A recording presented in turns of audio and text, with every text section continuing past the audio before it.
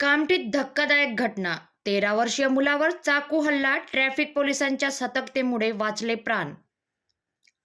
कामठी शहरात आज सायंकाळी पेट्रोलिंग करत असताना ट्रॅफिक विभागाचे मेजर प्रमोद ठाकूर हे चहाच्या टपरीजवळ थांबले असता त्याचवेळी एक धक्कादायक घटना समोर आली.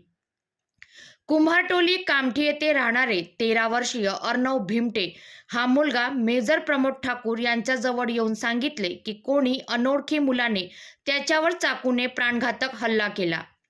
घटनेची गंभीरता ओळखताच मेजर प्रमोद ठाकूर यांनी क्षणाचाही विलंब न करता जखमी मुलास सरकारी वाहनातून तात्काळ ग्रामीण रुग्णालयात दाखल करून याबाबत नवीन पोलीस स्टेशनला तात्काळ माहिती देण्यात आली.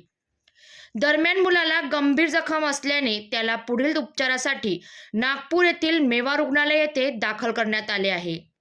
सध्या त्याच्यावर अतिदक्षता विभागात उपचार सुरू असून परिसरात भीतीचे वातावरण पसरले आहे. कामठी शहरात कायदा सुव्यवस्थेचा प्रश्न पुन्हा ऐरणीवर. पोलीस या घटनेचा तपास करत असून हल्लेखोराचा शोध सुरू आहे. अधिक अपडेटसाठी पाहत रहा पब्लिक टू PM न्यूज 24.